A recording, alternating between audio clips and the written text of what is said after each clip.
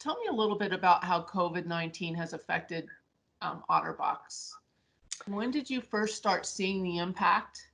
And I kind of remember a conversation we had even in February, where you were starting to see maybe a disruption in the supply chain a bit. And let me know how has the impact of COVID-19 changed over the last several weeks since you first saw it emerge? Yeah, and so, as a global business with a lot of operations in China, this began to impact us in the early parts of January. We were planning for Chinese New Year, which is a typical kind of shutdown period in China. And it became apparent that with the escalations in the virus, that most of our factories and our employees weren't going to be able to return from Chinese New Year on schedule. And so we had to increase production ahead of Chinese New Year in order to accommodate for some of that.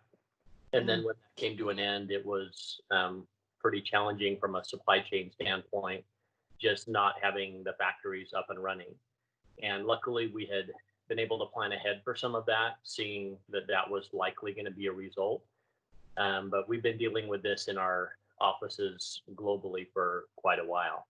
Our Hong Kong office and our Shenzhen office closed in January, and we're closed for a period of time. We were able to open our Hong Kong office back up, and then all of a sudden they had another spike there, and so we had to close back down again, which is kind of one of those concerns. If we're too hasty to make adjustments to get back to normal, we may end up prolonging this thing longer than it needs to be.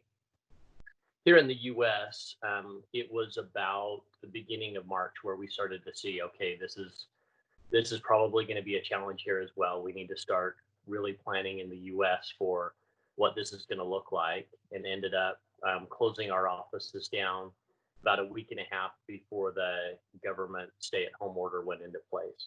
Okay. That applies to all of our office workers. The only group of individuals that didn't apply to was those working in our distribution centers, which we've got 2 of those here in Colorado, and they were allowed to stay open because we provide so much product to first responders, hospitals, police forces, and education throughout the country. And we've seen the amount of orders from those organizations spike pretty considerably during this time. That's fantastic that you're able to serve our first responders and all the folks on the front line. Thank you for doing that. Yeah. Because you had that inside, that's really because you almost had an inside look on what was happening in China before really we had that, we started experiencing the impact of COVID-19 here in the US. Did that allow you to, as a company, to better prepare maybe than others? Well, there's some things that we could prepare for. We could prepare by having the right product staged in the right places, but what we couldn't really prepare for was the impact of retail closures throughout the country. That's not something that you can put in place a magic strategy that's going to make it so that people can still buy. We've moved a lot of our traffic online, but some of our primary online channels like Amazon have been prioritizing necessities, food and cleaning supplies, and very much rightfully so.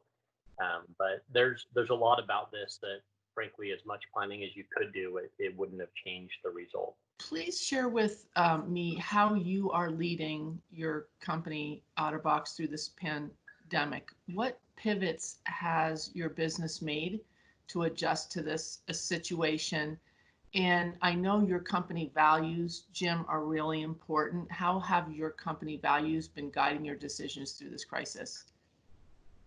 Yeah, well, so I think the first and the biggest change is we've had to rethink communication across the board. In the absence of good communication, people make up stories, and they make up stories that they believe because they're the ones that made them up. And so instead of having a quarterly company meeting where we share a lot of information, we're having to pivot. And what we know is that people don't digest email with the same degree of rigor that they do other forms of media. We live in a society where people are used to video content in short bursts, And so myself and my leadership team, we've adapted to that, and I've started putting out videos at least twice a week for our entire company, giving status updates on where we are, decisions that we're making, explanation behind those things. And I've found that that makes a real difference rather than relying on a chain of people on video calls to cascade information, trying to take the message directly to our employees. Not only the frequency of communication, but also the transparency. Hmm. Uh, we're sharing a lot more information than we ever have before because people have an interest more now than they ever have before in some of the inner workings and how things are going. It's not typical for our sales team to want to know how things are going in our distribution centers, but right now, that's a hot topic of conversation. And so sharing that information is important. I would say the other thing is leading specific teams. Instead of having just a once a week staff meeting, I moved to having that staff meeting, but then a short half an hour check in with my team every day because that face to face interaction is really important. Hmm. I've asked that all of our teams throughout the business do that and that each manager have a face to face check in with each of their direct reports at least once every 48 hours. And what we find is that for a lot of those people, that's the only face to face conversation they have during that day. That's a challenging thing. And we don't realize how much we depend on simple things like people being in a good spot emotionally in order to do their jobs. If we don't be proactive in helping to maintain some of those things and maintain those relationships, what we're going to find is the best strategy in the world simply doesn't come to fruition because we haven't paid attention to some of those things that matter. Hmm. That's excellent. And I'm sure, we, as you mentioned about employees' mental health, this could be the only conversation someone might have during the day. We forget how important other people are and how, if we are in the office situation, how many times during a day you get up or how easy it is to just go across the hallway and talk to someone and with all that gone.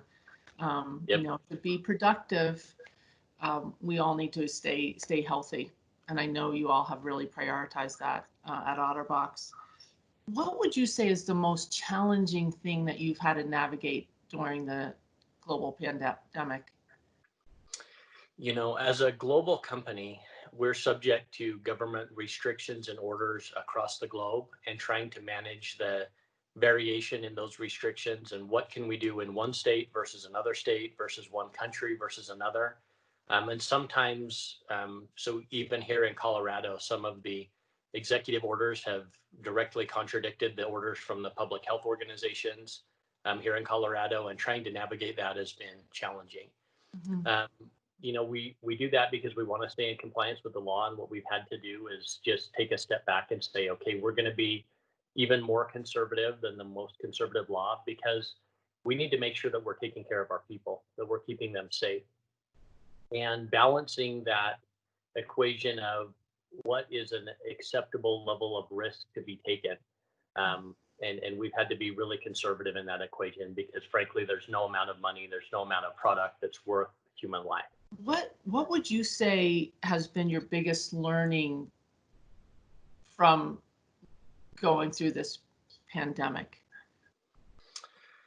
I think that one of the things that's really been reaffirming to me, and maybe it shouldn't have been a learning, but it felt like something that I'm relearning, is just the goodness of human nature. We've done a lot of things to try and help out the community, and I can't tell you how many people are volunteering with ideas on how we can help first responders.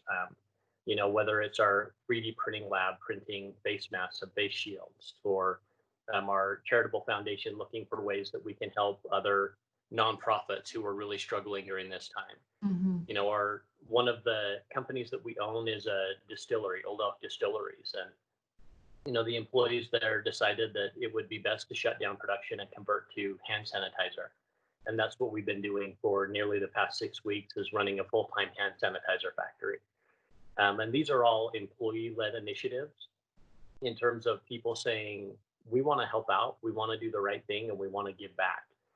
And I'm so excited about that because giving back is one of our core values. You and I have talked about before that our mission statement is we grow to give.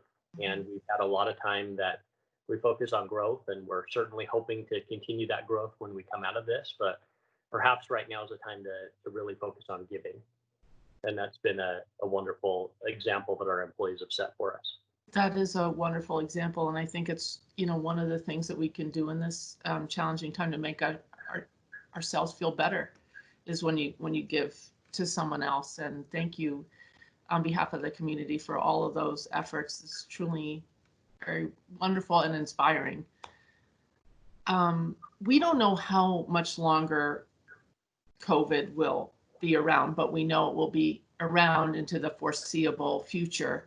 Do you see any permanent changes at OtterBox that might result due to this global pandemic?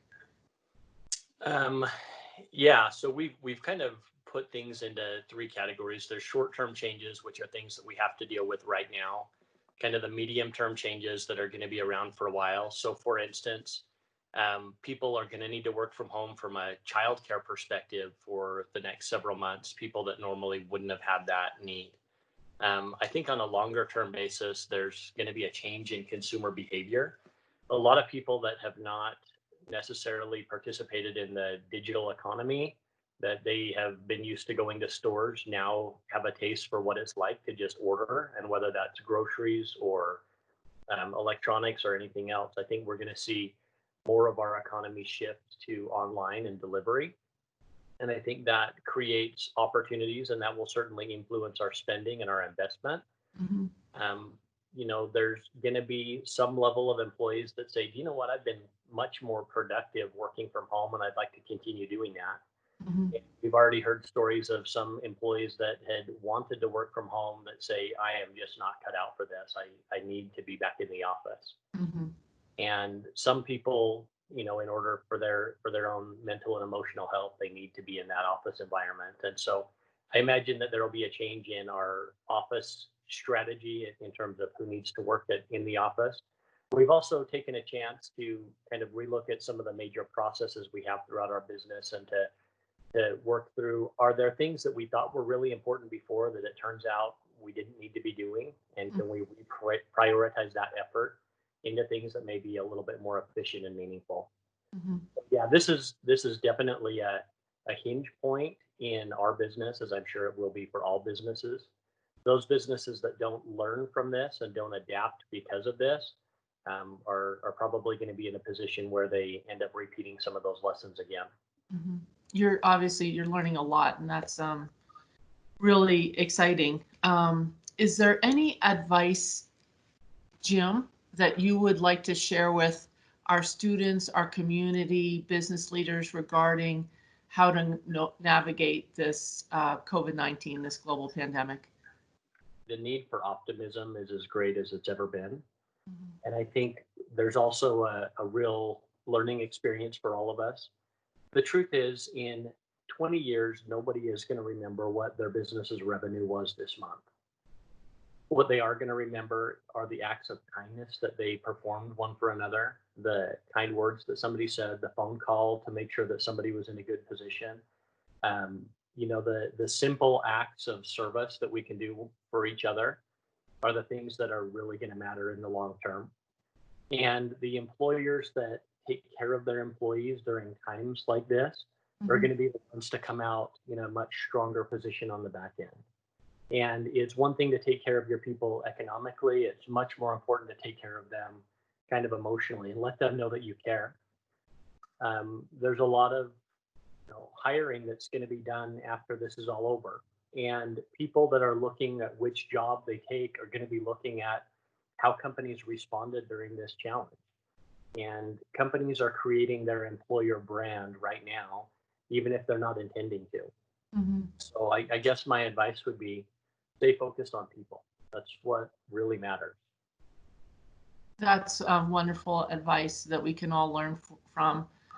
Thank you, Jim. This was just a fantastic interview. I've personally, I'm so inspired by you. I'm inspired by OtterBox, your values, your mission, and I can see how it's just carried you through this really difficult time. And I know there's light at the end of the tunnel. And I know OtterBox, you've recently released a new line of cases from built from recyclable material. Do you want to say a couple words about that? I was reading about that. Yeah, so that's under our Life Proof brand of phone cases, but it's a new line of phone cases made entirely out of recycled ocean plastic in the form of recycled fishing nets, which account for about 46% of the plastic in the ocean and the most dangerous plastic in the ocean. And so, trying to do our part to make the world a better place. We're harvesting those fishing nets and then turning those into phone cases that then at the end of their life are also recyclable. And for every unit that's purchased, we're also giving $1 to a water conservation charity of the consumer's choice. So, it's just another way of us trying to live our mission of both growing and giving. Mm-hmm. And I think giving back, not just to people, but also to our planet, is an important thing. Mm-hmm. Thank you. And it's also, in this challenging time, you continue to innovate, continue to move forward, and as you said, continue to try to make this world a better place. And you're definitely doing that. So thank you so much. I appreciate again your time, and I hope your family continues to stay healthy, and all your employees do too. And I know you're taking care of each other. So thanks a lot. Thank you very much. It's great to talk to you again.